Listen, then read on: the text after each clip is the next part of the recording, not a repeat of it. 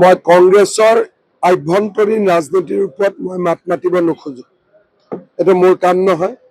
কি পত্ৰ লিখিছে, আজি লিখা বুলি ক'ব, কালি ৰাতিপুৱা নাই লিখা বুলি কৈ দিব। সেইকাৰণে ইয়াৰ ওপৰত কমেণ্ট নিদিয়াই ভাল। জাহাজৰ বেপাৰী কি আদাৰ বেপাৰীয়ে জাহাজৰ খবৰ লৈ কি পাব?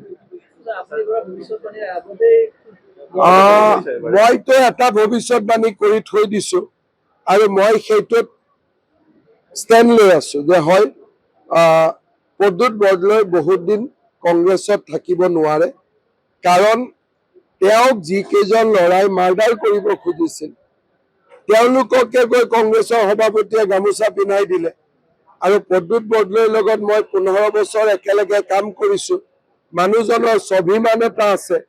এতিয়া কংগ্ৰেছত স্বাভিমানটোক বন্ধকত থৈ বহুত দিন মানুহ চলি থাকে, এদিন চলিব নোৱাৰা হৈ যায়, তেতিয়া দলটোৰ পৰা ওলাই আহে। প্ৰদ্যুৎ বৰদলৈৰ ক্ষেত্ৰত এই দিনটো মই 2029 ধৰি থৈ দিছো। যিকোনো খবৰৰ বাবে যোগাযোগ কৰক আমাৰ এই নম্বৰত 9181 307 221।